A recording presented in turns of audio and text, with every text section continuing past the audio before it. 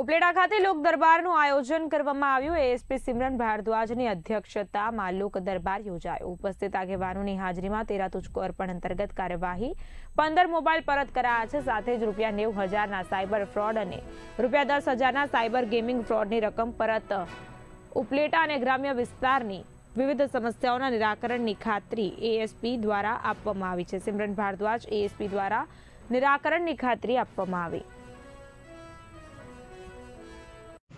આજરોજ SDPO Dhoraji કચેરીથી Upleta police સ્ટેશનના વાર્ષિક ઇન્સ્પેક્શન લીધે ઉપલેટા પોલીસ સ્ટેશનમાં એક લોક દરબાર રાખવામાં આવ્યું છે, જેમાં 17 જેટલા લોકોને આપણી હાજરી આપી છે અને એમાં જુદા જુદા પ્રશ્નો ઉપલેટા ટાઉનના અને ગામડાઓના ડિસ્કસ થયા છે, જેમાં પોલીસની સારી કામગીરી જે હતી આખા વર્ષની જેથી આપણે 52 જેટલા લોકો પરત આવ્યા છે।